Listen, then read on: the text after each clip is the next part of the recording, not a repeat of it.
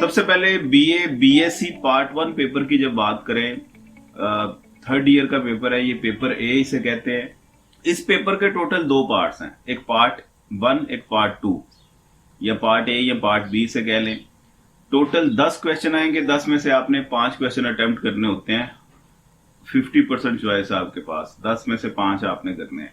Portion 1 जो सा है वो आपका थ्योरी का है, उसमें 6 क्वेश्चन आएंगे, 6 में से आपने 4 अटेम्प्ट करने होंगे। पोर्शन बी जो आपका है वो मैथमेटिकल पोर्शन का है। मैथ के पोर्शन में से आपको टोटल 4 क्वेश्चन आएंगे और 4 में से आपने 2 अटेम्प्ट करने होंगे।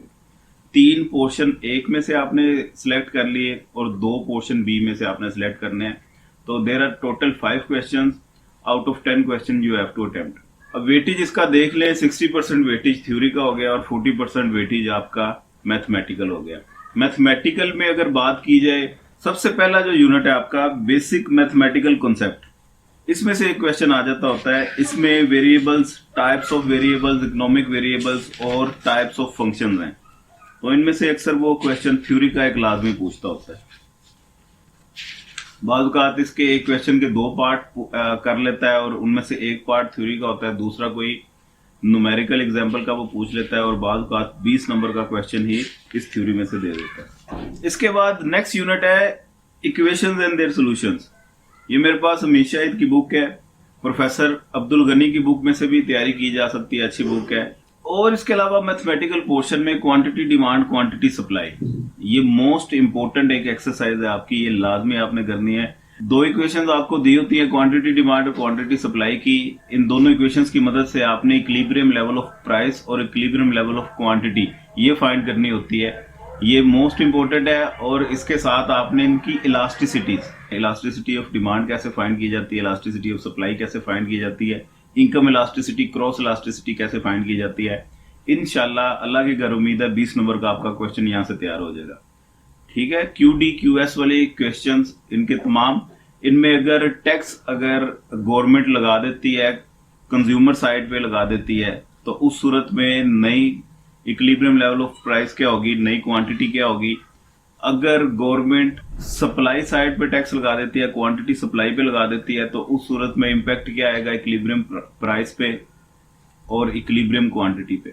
ये सारा आपने बताना है। ये टैक्स वाला पोर्शन लाजमी देखिएगा, इसमें से अक्सर वो पूछ लेता होता है। अगर तो वो परसेंटेज टैक्स लगाती है, उसका इंपैक्ट उसे कैसे सोल्व करना है। अगर वो फ्लैट रेट टैक्स लगाती है, उसको आपने किस तरीके से सोल्व करना है, फी इकाई टैक्स या परसेंटेज के हिसाब से टैक्स लगाते हैं। ये सारा क्राइटेरिया आप क्वांटिटी डिमांड, क्वांटिटी सप्लाई वाला अगर आप तैयार कर लेते हैं, 20 नंबर आपके कंफर्म है। एक क्वेश्चन नेशनल इनकम में से लाजमी आएगा आपको। नेशनल इनकम में वाई की इक्वेशन आपने कंजम्पशन और इन्वेस्टमेंट फाइंड करनी होती है, और उसमें खास तौर पे अक्सर वो पूछ लेता है जिसमें वो पावर 1/2 आ जाती है। मैथमेटिकल पोर्शन में एटलीस्ट इतना काम अगर आप कर लेते हैं जितना मैंने आपको बता दिया, एक डेफिनेशंस, एक क्वांटिटी डिमांड, क्वांटिटी सप्लाई, इसका मुकम्मल इलास्टिसिटीज और इसमें टैक्स वगैरह का रोल, और इक्विलिब्रियम क्वांटिटी और प्राइस कैसे निकलते हैं, ये काम नेशनल इनकम वाला। इतना काम भी अगर आप कर लेते हैं तो मैथ में आप निकल जाएंगे। मैथ का पोर्शन आपका अटेम्प्ट हो गया, 2 क्वेश्चन अटेम्प्ट हो जाते हैं। अच्छे मार्क्स अगर आपने लेने हो तो इसके साथ आप डेरिवेटिव का पोर्शन आप अटेम्प्ट कर लें। डेरिवेटिव्स किस तरीके से आप सोल्व करते हैं, उनके क्वेश्चंस को कैसे अटेम्प्ट करेंगे, डेरिवेटिव कैसे लिए जाते हैं, इसके डिफरेंट रूल्स हैं। एक ये अगर आप कर लेते हैं तो आपके अच्छी सिक्योरिंग हो जाएगी। इसके अलावा ये एवरेज कॉस्ट, मार्जिनल कॉस्ट निकालनी होती है, किस क्वांटिटी में मार्जिनल कॉस्ट और एवरेज कॉस्ट ये इक्वल हो जाते हैं। एक ये एक्सरसाइज अटेम्प्ट कर लें आप, और इसके साथ कोशिश कीजिए मैक्सिमा और मिनिमा, इसमें आप वर्किंग करके जाएं। और मैक्सिमा और मिनिमा में आपने वर्किंग करनी है economic applications of maxima and minima, इसमें से क्वेश्चन आ जाता होता है। और लास्ट में एक क्वेश्चन मस्ट आता होता है लैग्रेंजियन मल्टीप्लायर का, उसकी भी वीडियो इस चैनल में मौजूद है, वहां से आप ये मुकम्मल डिटेल में तरीकाकार इसका वो देख सकते हैं। इसमें फर्स्ट ऑर्डर और सेकंड ऑर्डर कंडीशन के थ्रू आप एक्स, वाई और लैम्डा की वैल्यूज किस तरीके से निकालेंगे वो निकालनी होती है, वो बतानी होती है। फंक्शन आपको यूटिलिटी का गिवन हो सकता है, कॉस्ट का हो सकता है, रेवेन्यू का हो सकता है, जो सा भी फंक्शन हो, आपने first order second order condition लगानी है। उसके बाद आपने अपने फंक्शन को मैक्सिमाइज या मिनिमाइज करना है। जो भी करना होगा वो क्वेश्चन में आपको डिटेल में बताया होगा। ये हमीद शाहिद की बुक में तो ये एक्सरसाइज 19 बनती है। इसमें आप ये एक्सरसाइज अगर तैयार कर लेते हैं 20 नंबर का क्वेश्चन कंफर्म है इस एक्सरसाइज में से। ये सारा मैंने आपको मैथमेटिकल का पोर्शन बता दिया और सिलेक्टिव स्टडी जिसने करने हैं उसका भी मैंने बता दिया, जिसने अच्छे स्कोर करने हैं उसका भी मैंने आपको बता दिया। अब आते हैं थ्योरेटिकल पोर्शन की तरफ। ये 6 क्वेश्चन आएंगे, 6 में से आपने 3 करने होंगे। इसमें अगर आप ये यूनिट नंबर 1 भी है मेरे पास, micro economics and its nature, जुजियाती माशियात और इसकी नोयत वसत, वो क्या है। इस चैप्टर में से एक क्वेश्चन मस्ट है, मस्ट लाजमी है। अब इस चैप्टर में कौन कौन सी चीजें आपने तैयार करनी है, आपके इकोनॉमिक सिस्टम जिसमें कैपिटलिज्म, सोशलिज्म, ये सरमायादाराना और इश्तराकियत का निज़ाम, ये 2 आपने लाजमी करने हैं। इसके मेरिट डीमेरिट ये भी साथ करने हैं आपने। इसके साथ आपने करना है इस्लामिक इकोनॉमिक सिस्टम क्या होता है, कीमत के तयन पर असरात, इस्लामिक इकोनॉमिक सिस्टम के असरात क्या हैं, या कैपिटल इकोनॉमी, और मोस्ट इंपोर्टेंट क्वेश्चन कीमतों की मकानियत और इसके असरात, price mechanism and its influence, वसाइल के तयन पर, आपकी इन्वेस्टमेंट पर, कंजम्पशन पैटर्न पर, टेक्निक ऑफ प्रोडक्शन पर, एटसेट्रा। ये तमाम आपने काम इस पे करके आना है। एक क्वेश्चन इसमें से अक्सर आ जाता होता है।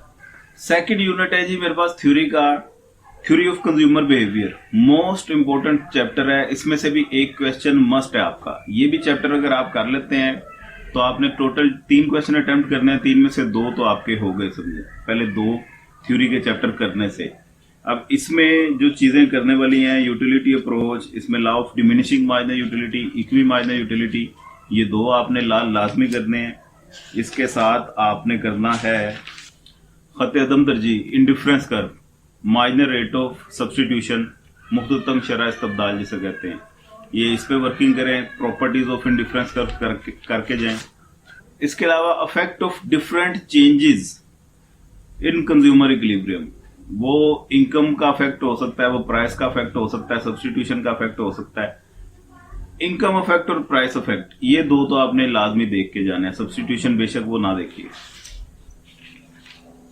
इसके साथ साथ आपने इस चैप्टर में करना है derivation of consumer demand curve. Consumer demand curve drive कैसे होता है ये आपने देखना है। इंडिविजुअल डिमांड कर्व कैसे ड्राइव होता है, मार्केट डिमांड कर्व वो कैसे ड्राइव होता है, और लास्ट में रिवील्ड प्रेफरेंस थ्योरी, नजरिया इजहार तरजीह, ये भी अक्सर आ जाता होता है ये क्वेश्चन।